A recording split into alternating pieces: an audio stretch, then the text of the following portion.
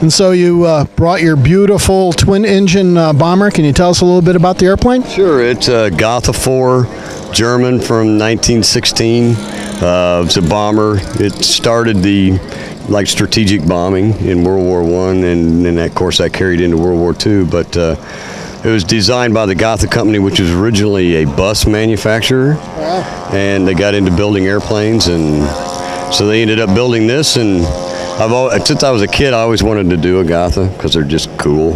And as far as the airplane itself goes, can you tell us the scale and how big it is? It's just under quarter scale. A true quarter scale would have been 20 feet. This is 17, so it's just under quarter.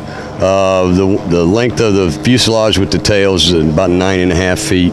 It's powered by 2 DLE 40 twins. Drops 7 bombs. Futaba radio. Williams wheels. I designed it myself, and took almost as long to draw it as it did to build it.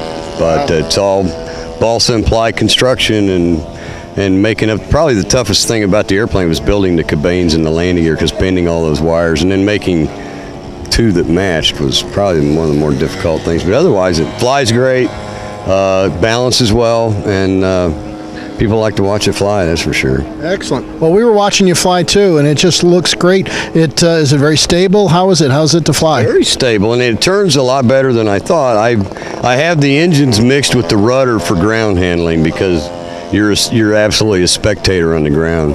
You can't turn it, and keeping it straight down the runway is almost impossible. So I have it on a switch to where I can turn it on, and then the rudder reacts with the opposite engine to keep it.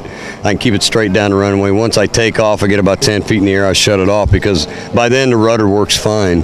But it has a very small tail for the size of the wing. But no, it flies great. A little bumpy today. When you see something like this bouncing up and down, it's pretty bumpy, and it gets hit by rollers once in a while, but it flies really good. Excellent. I mean, for what you would think it would be a real problem, but it's not.